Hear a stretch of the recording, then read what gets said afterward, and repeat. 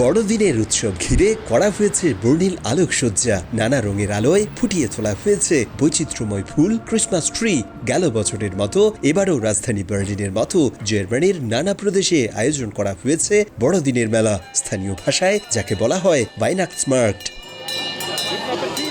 ডিসেম্বরের তীব্র শীত উপেক্ষা করেও প্রতি বছরের মতো বড়দিনের মেলাগুলোতে স্থানীয় সহ পর্যটকরা ভিড় করছেন পরিবার পরিজন নিয়ে, উপভোগ করছেন বড়দিনের ঐতিহ্যবাহী খাবার। কিন্তু উৎসবের রঙকে ম্লান করেছে সামগ্রিকভাবে বেড়ে যাওয়া খরচ।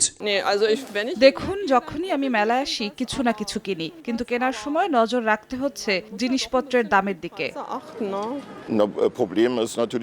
মেলার আয়োজন নিয়ে আমাদের বড় সমস্যা হচ্ছে জ্বালানির দাম ও সামগ্রিক আয়োজনের খরচ বেড়ে যাওয়া, যার কারণে পণ্যের দামেও হেরফের হচ্ছে। পণ্যের উৎপাদনের খরচও আগের তুলনায় অনেক বেশি বেড়েছে। সবার কথা ভেবে বড়দিনের মেলায় স্থানীয় সহ পর্যটকদের জন্য উদ্যোক্তা ও ব্যবসায়ীরা দিচ্ছেন বিশেষ অফার। থাকছে মেলায় প্রবেশ মূল্য সহ নানা পানীয় ও সুস্বাদু খাবারে বিশেষ ছাড়। কি আর বলবো, সবকিছুর দাম আগের তুলনায় বেড়েছে। বিশেষ করে ঐতিহ্যবাহী পানীয় থেকে শুরু করে আশেপাশের সুস্বাদু খাবারের দিকে নজর আপনার পড়বেই। কিনতে গেলেই দাম নিয়ে দুইবার ভাবতে হবে।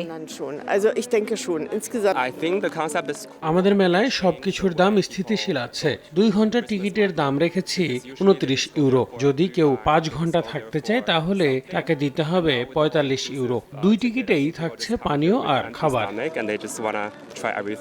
এদিকে প্রতি বছরের মতো জার্মানির বিশেষ রাস্তাঘাট ও গুরুত্বপূর্ণ ভবনগুলোতে বর্ণিল আলোকসজ্জা করা হয়েছে গেল বছরের তুলনায় কম। জার্মান অর্থনীতিবিদরা বলছেন, চলমান অর্থনৈতিক অবস্থায় কিছুটা হলেও বিবর্ণ এবারের বড়দিনের সামগ্রিক আয়োজন। জার্মানির সরকারি কোষাগারে কমছে ইউরো, দেশ পড়ে আছে অর্থনীতির মন্দার কবলে।